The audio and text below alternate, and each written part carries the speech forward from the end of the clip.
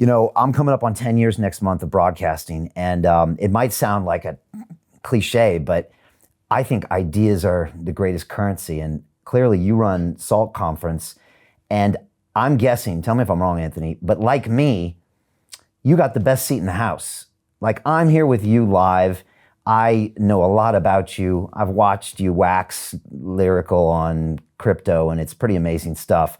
But I get all the ideas here, and the bonus is everybody else gets to watch too. But that's the reason I've been able to do so many cool things over the years, is because I'm always seems like I have the best ideas in my brain. Is it a similar feeling for why you do SALT, or is it different? And also, what is SALT about? Because again, it's Tyson and Bush and the president. So it's quite a mix. Well, SALT came about because of, and I want to compliment you on one thing. You're a great interviewer because you're listening. I'm being interviewed, so I'm probably doing more of the talking than I usually like. But one of the great things about SALT for me, if I'm moderating these panels or my podcast, I'm in a listening position. And so like you, it's very beneficial. But where SALT came from was the financial crisis, when the big banks, the money center banks, started canceling their conferences because they got money from the government. They got TARP money from the government, and they didn't want to be in places like Las Vegas. That provided an opportunity for a small firm like ours. And so I went into the conference business, take advantage of that vacuum, and then it mushroomed into what it is today.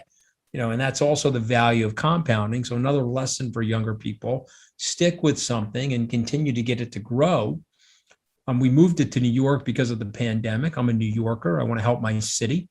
The mayoral candidate, Eric Adams, is coming. That was announced yesterday, which, because he knows I'm here. I'm a New Yorker. I'm not leaving, Brian. I mean, I'm ready to pay the taxes, and I'll shut the lights out on the city because I'm a New Yorker. And so, yes, it's been very beneficial. Yes, it's been an idea factory. But it was really born by accident. It was born from the crisis. The pandemic probably accelerated our Bitcoin exposure. We were going there anyway, but we probably got it accelerated. And then the additional factor of the pandemic is I started buying into these late stage secondaries, which became available to us as people were dislocating, or there was financial issues arising in people, and they wanted to sell some shares in these private companies. And so now we have a secondary business. And a lot of these things happen accidentally. But here's the thing about being an entrepreneur: you've got to be in the position of being willing to take the risk. You've got to be in the position of being willing to be naysayed. One of my closest friends, my roommate from Tufts, he works at Goldman. I don't want to use his name, but he'd be mad at me because he's a low-key guy. I was in East Hampton last week, and I ran into him, and we're good friends. He's go to Met games together, we socialize. He's like, I've been dying to ask you, how did you have the, Kayones to put Bitcoin in that portfolio? And didn't it cause a lot of institutional havoc for you? And I said, yeah. He said, well, how the hell? I mean, I would have never done that, he said to me. He's a Goldman guy, and he's a great guy. He's very smart. He's right, straight-laced.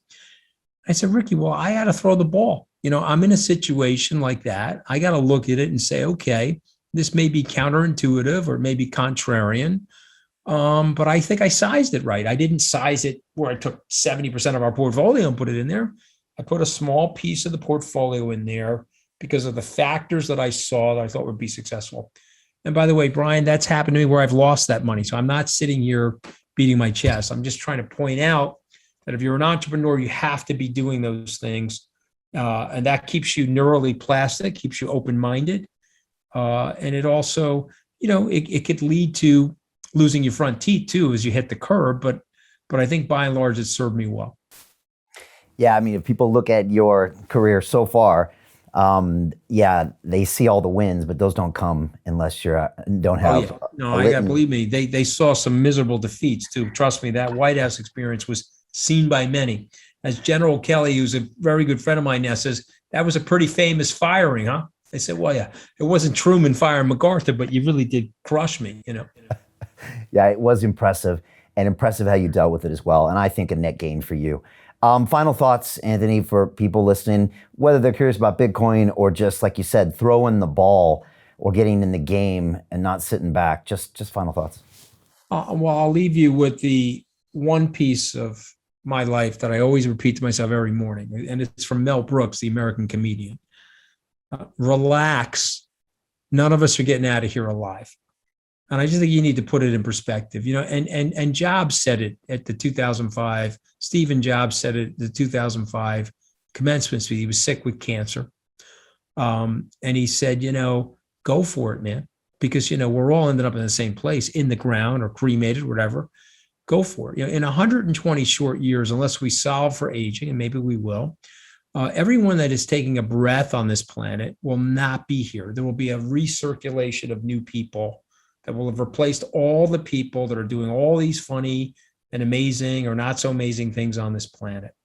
And so you're here visiting the planet. So don't take it that seriously in one way and take it very seriously in another way. So if you're having a bad day, try not to take it seriously, but take your life seriously and live with purpose. And that's what I try to do. I get up in the morning and say, okay, let's go. What are we doing today?